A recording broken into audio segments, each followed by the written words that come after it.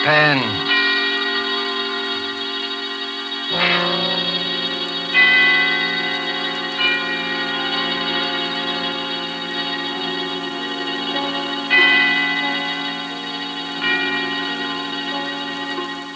This is the Man in Black, here again to introduce Columbia's program, Suspense.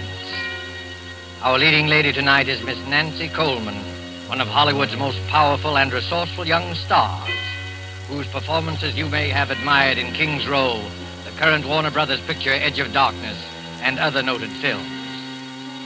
The story called Fear Paints a Picture is tonight's tale of suspense.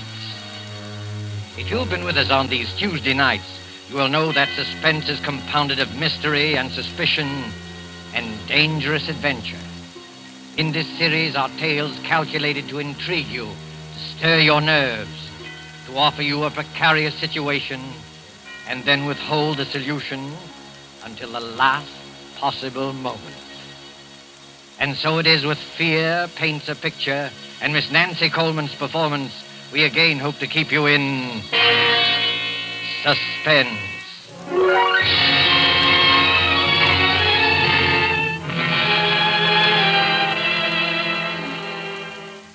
There is a picture hanging on a wall. You look at it casually. An extraordinary picture, you'll say, skillfully done. Look at those fine brushstrokes, those superb colors. But isn't the subject matter a little bizarre? It is something more than just bizarre. But let us begin from the beginning with the death of Benjamin Powell, a rich and strange man. There were dark rumors about the Powells. His wife had died many years ago. No one knows how. But Benjamin Powell had a daughter, Julia, a high-strung and neurotic girl. And many of us wondered about her, too. Benjamin Powell died. And in his last will and testament, he made Julia heir to all his considerable fortune, except that... But let me read you the will.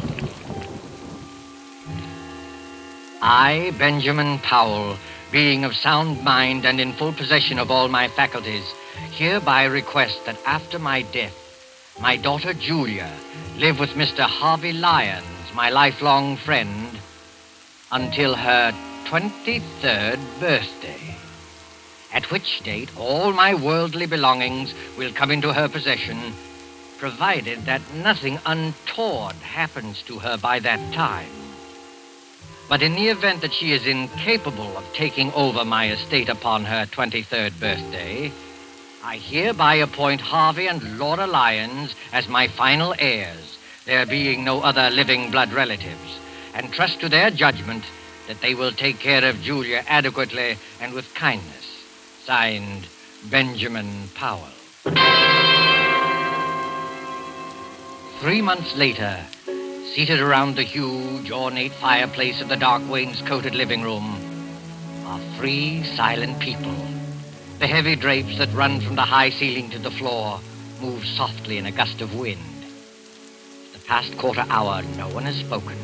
Harvey reads his newspaper, Laura knits with nimble fingers, and Julia stares with unseeing eyes at an unopened book. You're not reading, Julia. I'm not concentrating. Are you feeling all right? I'm all right. You do look a little tired, Julia. Perhaps you'd better get some rest. I'm not tired, Harvey. I've been wanting to ask you. In a week, Julia will be 23. Isn't that wonderful, Harvey? Next Tuesday's her birthday. We'll have a party. I'll get old Tom and his fiddle, and we'll have a real old-fashioned party. Harvey, what did Father mean by the will?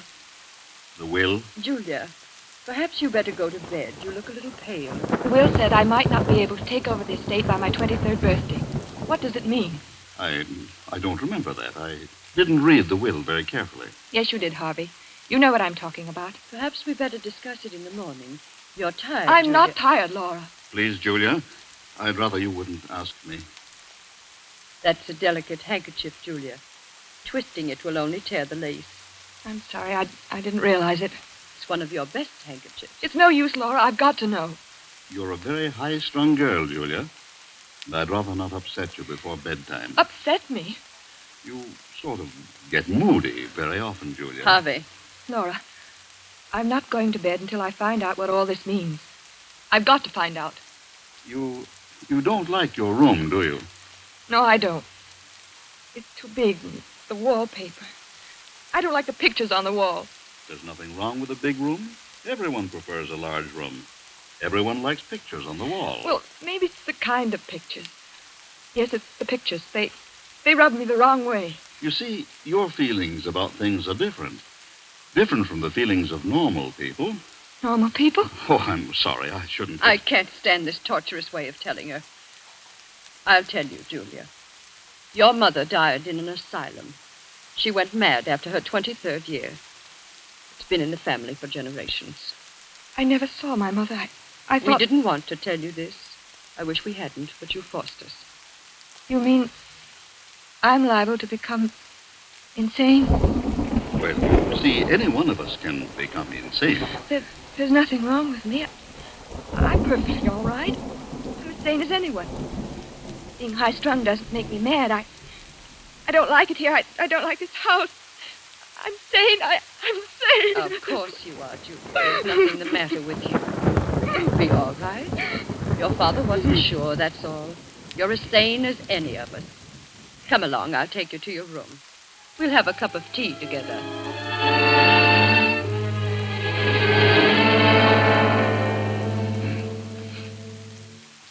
How is she, Laura? She's calmed down. Is she asleep? No, Harvey, she's reading. That must be Dr. Barrows. I'll open the door. Hello, Dr. Barrow. How do you do, Mr. Lyon? Come in, come in. Thank you. This is my wife, Laura. How do you do? I'm glad to meet you, Doctor. Let me take your things. The maid will have your room ready in a few minutes. That's very good of you. Here, sit down and make yourself comfortable. Thank you. Well, how is Julia? She's been very moody lately. Very moody. She seems so unhappy. I've tried to draw her out, but I haven't been much good at it. Is she still grieving over her father's death? No, it isn't that. I don't think she likes our house. She has some queer ideas about her room. And the wallpaper, she doesn't like that. She doesn't like the pictures on the wall, either. I've caught Julia several times staring into the mirror, looking at herself with hate. Mm-hmm. I've heard her talking to herself very often. That's nothing. All of us talk to ourselves once in a while. I don't know, Doctor. I don't think she's very stable. There are things that go on in her mind that she won't talk about. All of us keep things to ourselves, things we never talk about. Mr. Powell described Julia's case to me just before he died. I've had occasion to observe her just once. Oh, you knew Mr. Powell, did you? Oh, yes, for quite a number of years. I treated his wife. Poor Mrs. Powell. She went mad. Started somewhat the same way as Julia. Oh, I wouldn't make that comparison. So far, there's no basis for any such theory. Well, then, let's say that Julia has strong dislikes. Took a hate to the pictures in her room. Pictures, eh? I'd like to go up and see her, if she's not asleep. Well, I guess it's all right. She's not asleep yet. Her room's the second from the right as you reach the top of the stairs. Thank you. I'll just stop in for a few minutes.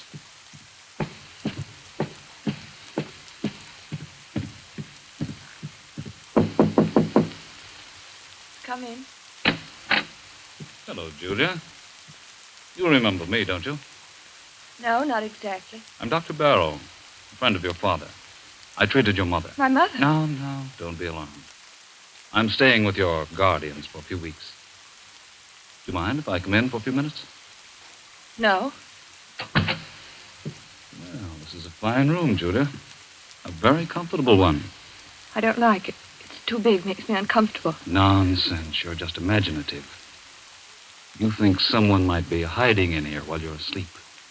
Is that it? It isn't that. Don't you like that picture, Julia? What picture? The one you're staring at. I wasn't staring at it. I just... Just looking at it, eh? Looks like a fine painting. I don't like it. I'm going to have it removed. You can if you like, Julia, but I don't think you should. It's an unpleasant picture. Gives me nightmares. Look at it. That frightful-looking man about to come through the doorway, and the unsuspecting girl sitting in a chair with her back towards him. He's not frightful looking at all. It's just the black scarf around his neck. He's about to kill her. You certainly have a vivid imagination. I'm sure the artist had no such idea in mind. I hate the picture. I'm going to ask Harvey to take it out of here. No, Julia. You mustn't be afraid of it. The longer you keep looking at it, the less afraid of it you'll be. You've got to conquer your fears, or they'll conquer you. Well, that picture has a horrible fascination for me. I can't take my eyes from it. Last night, I dreamed that the man in the picture came through the door with a knife in his hand and killed the girl. It was an awful dream. But that was only a dream. If I take that painting off the wall, you'll find other things to be afraid of. Now, you do as I say. Forget about that picture. Get a good night's sleep. Nothing like a good night's sleep to lift your spirits. If that picture fascinates you, keep looking at it. Don't be afraid of it. Will you do that? Yes, Dr. Barrow, if you say so. That's fine. I'll see you in the morning. Good night, Junior. Good night.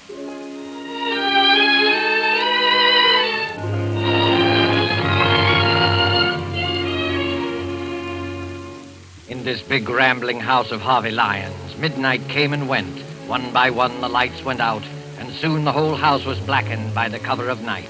Not a single light gleamed from any window, the ominous rumble of an approaching thunderstorm. In Julia's room, the large room with its many pictures, she was dreaming again of the man in the picture. The figure with the flowing black scarf is alive, and his hands grow longer and longer.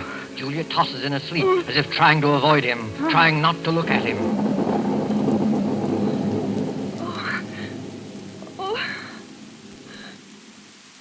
Who's there? Oh. It was only thunder. What a terrible dream. That awful picture. What was that? There's someone in this room. Someone's hiding in this room. The light. Where's the switch? Where is it? Oh, here. There's no one here. It's coming from the ceiling. From up above me. It's my imagination. There's nobody there at this hour. Nobody. I've got to go back to sleep. Dr. Barrow said I need sleep.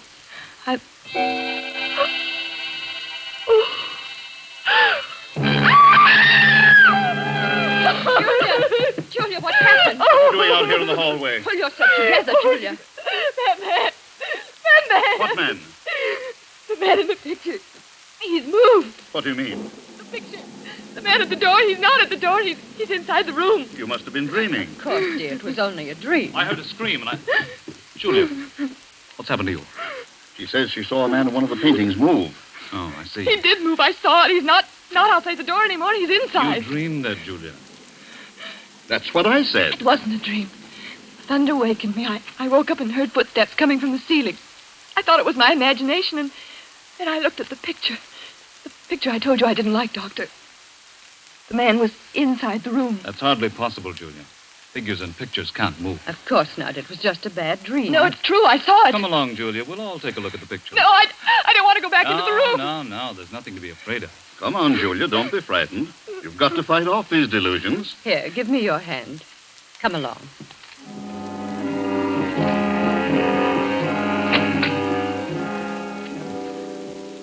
Well, now, what picture was it? The one near the bed. Oh, yes, the picture by Gregory. It's one of our oldest paintings. Well, there it is. It's the same as I saw it a few hours ago. Look at it, Julia. I can't believe it. The man with the black scarf is still outside the door. And he'll stay there until that picture crumbles to dust. I could have sworn I saw him inside the room approaching the girl. Dreams can be very vivid. And there are no footsteps coming from the storeroom. I must be out of my mind. I could have sworn. Nothing at all, Julia. All of us occasionally have vivid, realistic dreams. Once I dreamed I was being chased by a herd of elephants. It was so real I heard the thundering footsteps even after I woke up. It was so... Delusions can be very real and horrifying. You do believe, don't you, Julia, that it was only a nightmare? Yes, I think so. If Julia wants to, I'll take the picture out of her room. I don't think it's wise. You have to fight these unreasonable fears. That's true, Julia. Never give in to them. Well, I'll go crazy if I keep looking at that picture. It might be the other way around, Julia. If you run away from it, the mental disease prevalent in your family will take firm hold in you. You will get worse and worse, as Dr. Barrow says, until you be afraid of your own shadow. You'll be afraid of everything, of everyone you meet, afraid to be alone, afraid to be with people, afraid of yourself, afraid of your own clutching fingers. No, don't tell me anymore. Please, Mr. Lyons, there's no need for this kind of talk. Julia, look at the picture. It's nothing but some paint on a canvas with a frame around it. There's nothing about it that can harm you. And the danger lies in yourself. You've got to keep staring at it as often as you can by candlelight or in the dark until you've learned to laugh at it. It won't be easy. I'll try. That's fine. I knew you had courage. I'll get you a sedative so that you'll be able to sleep. I'll be all right in the morning. I'm sorry I became hysterical. And I'm sure you won't let yourself go anymore. I promise. You're sure you're not afraid now? No, I'll be all right. I'm sure I'll be all right.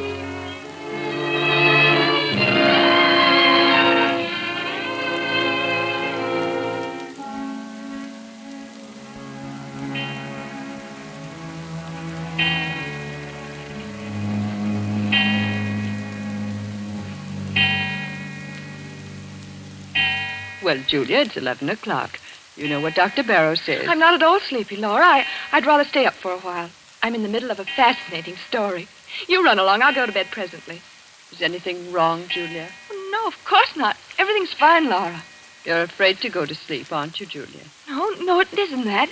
Is that picture bothering you again? Yes. Last night I heard footsteps again. Sound woke me, and the figure in the picture, it moved. It moved closer to the girl. Oh, how terrible. Why didn't you call me? We thought you were over it. It hasn't bothered you these past 3 nights. Well, I didn't want anyone to know. I took some sleeping tablets, and I fell asleep again. In the morning, the picture was the same as ever. That's a brave girl. Laura, do you think I'm crazy? Of course not. You're as sane as I am. Tell me the truth. I must know. You're just nervous and high-strung, and you have a vivid imagination, that's all. You're trying to soothe me. Why didn't you tell the doctor that you thought the picture moved? I was ashamed. You shouldn't be ashamed. Dr. Barrow is here to help you get well. I don't think you Oh, that must be Harvey and Dr. Barrow now. Hello, Laura. I've arranged to have old Tom at his fiddle here tomorrow night for Julia's birthday, and I've invited the Grovers. They'll be delighted to come. That is, if Julia's feeling well. Julia, you should be in bed. It's after 11. She's afraid to go to sleep. Please, Laura. It's the footsteps in the picture again, isn't it? Yes, Doctor, it moved again. At least I thought it moved, but I went back to sleep. Well, that's an improvement. At least you didn't get hysterical and try to run away like the last time. You were all right for a few nights. It's come back. There isn't much I can do for you, Julia, except to tell you to go to sleep. Fight off these delusions. You've got to do that. Come, Julia, I'll go with you to your room. Well, perhaps you can sleep in my room tonight, Laura. Just tonight. I'll feel a lot more comfortable tomorrow night. I'll be able to face it alone much better. No, Julia, that would be an admission of defeat. All right, if you think it's best. Good night. Good night, Julia. Well, keep up your courage. It doesn't look so good, does it, Doctor? Well, not too good, but it's not hopeless. She has an unstable mind subject to delusions which become very real to her. Her obsession about the picture's not so bad. We all suffer occasionally from optical illusions, but hearing footsteps coming from the storeroom above her is... Storeroom? How did you know there's a storeroom above her? Your wife told me. Oh, of course. Well, that storeroom hasn't been opened in years. I guess there's no point in investigating it, is there? I don't think so. Those footsteps, like the moving figure in the painting, are all in her mind. Her mother behaved just like that before she went mad, didn't she? Well, there's some similarity. You haven't been to the storeroom recently, have you? No, I just mentioned to you that it hasn't been opened in years. Oh, yes, so you did. Forgive me for not listening more closely. That's perfectly all right, Doctor. Well, I just hope that Julia will be well for her birthday party tomorrow. Oh, I had no idea she was having a birthday. How old will Julia be? She'll be 23. Well, I must remember to get her a gift. Oh. Well, I guess I'll go to bed. So will I. I'll see you in the morning.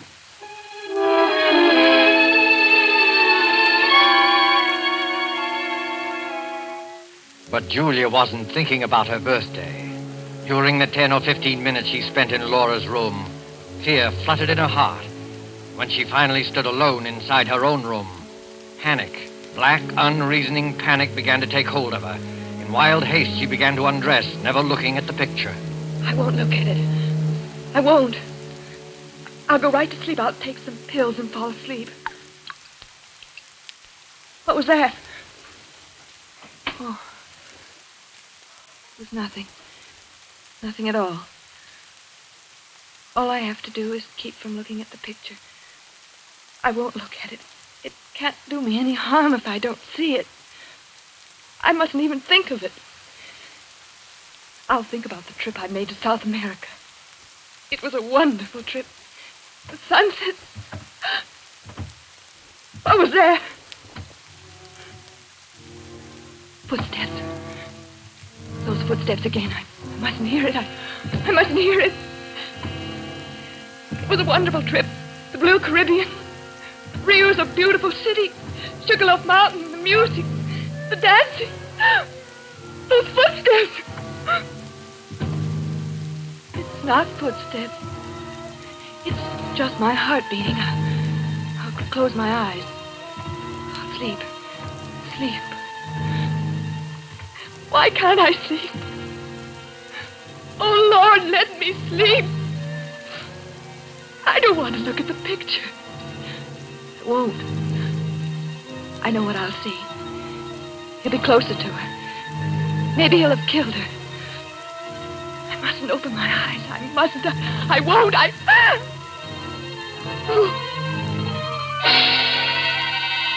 I've got to look at it.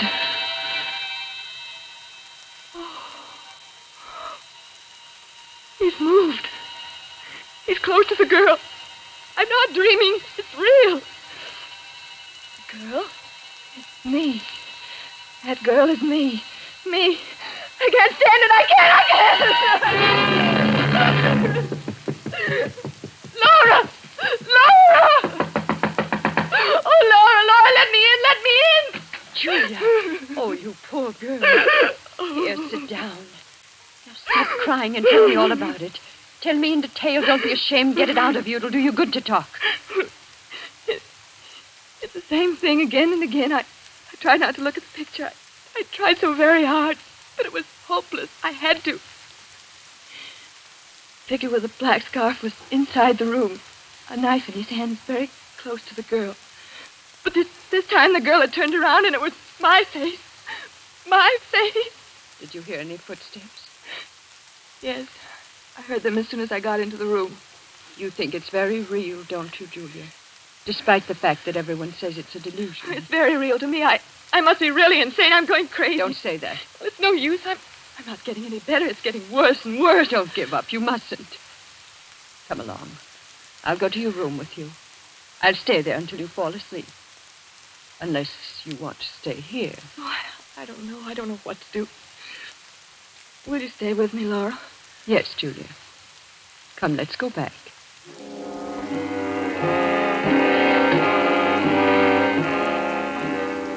Well, the picture doesn't seem to... What's the matter, Laura? Nothing. Nothing at all. There.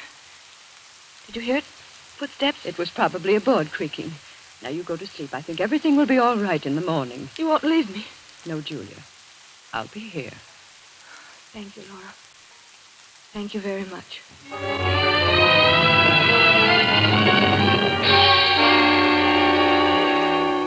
Laura stayed in Julia's room until she was sure that she was fast asleep.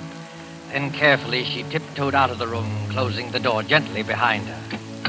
Julia slept peacefully, feeling safe and secure. Several hours passed, and then suddenly Julia awoke. She sat bolt upright and wide awake with her heart pounding away. Laura. Laura, is that you? Laura! Oh, she's gone. She's left me alone. But I'm not alone. Something woke me. The picture. It's the picture. I must look at it again.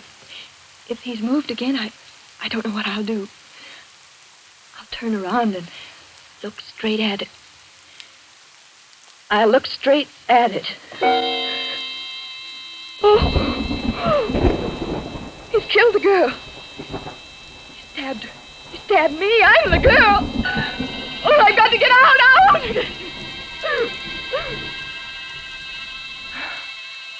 It's no use. I've lost everything. My reason, my sanity. I can't fight it anymore. I can't fight against you and the black scarf. And now you're here. I can touch you. I can feel you. It's real this time. What do you want me to do? No. I won't run away. I won't scream. Do I want to spend the rest of my life in an asylum like my mother? No, I don't. I don't. You're pointing at the window. You want me to open the window? Yes. I'll open it. You say it will be best for everybody if I jump. Yes. It's the only way out. The only way. I'll do it. I'll do it now without thinking. It will only take a moment. Julia! Julia! Harvey, Laura! We came just in time. I've got her, Harvey. She's safe. I'm safe. You can come out from behind that chair, my friend. Friend? Come out or I'll shoot. I don't understand. My head's going around in a circle. I can explain everything. I was merely Dr. observing Julia. Barrow. The procedure was a little unusual. I'll do the explaining, Dr. Barrow. You tried to drive Julia crazy. Tried to drive me crazy. That's right. He tried to do it with the picture. You're all making a serious mistake. Mistake? Look at the picture. The figure is inside the room stabbing the girl. No, it wasn't your imagination, Julia. He painted several pictures, each one of them with the figure close to the girl. He used the storeroom upstairs. That's why you heard footsteps. I got suspicious when I found a black scarf in his room. And when I looked at the picture a little while ago, it was full of dust. I dusted it off myself a few hours before. Yes, and Dr. Barrow seemed to know there was a storeroom above you. I couldn't understand how he knew that since it had been closed for years. But why? Why should he want to drive me crazy? Because he's not Dr. Barrow. He's Ralph Powell, your cousin, who disappeared many years ago. Everyone thought he was dead. After I got suspicious, Harvey and I went up to the storeroom and found a lot of pictures he's been painting. This scoundrel is a very talented artist. He's been changing the pictures on the wall. His plan was to drive you insane and then contest the will, since he's your nearest blood relative. Oh, horrible, and I really thought I had no intention of killing Julia. I swear I didn't. I just wanted to frighten her. Almost jumped out of the window. I might have been dead. Right now, lying dead outside. Don't think about it, Julia. It's all over now. You're all right. I'm not insane. Of course not, Julia. Why, I almost forgot. It's already Tuesday. Happy birthday, Julia. How does it feel to be 23 years old? It feels wonderful.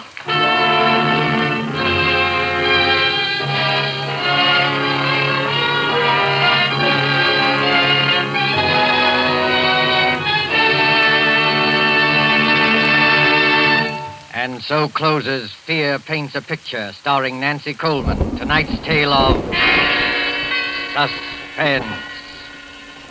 Appearing with Miss Coleman were Edwin Maxwell as Harvey Lyons, Fred MacKaye as Dr. Barrow, and Beatrice Benaderet as Laura.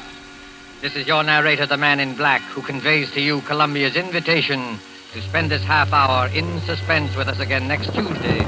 And our star will be Mr. Peter Lorre in the suspense play called The Moment of Darkness. William Spier, the producer, Ted Bliss, the director, Lucien Marowick, the composer, Lat Gluskin, the musical director, and Sigmund Miller, the author, collaborated on tonight's Suspense. This is the Columbia Broadcasting System.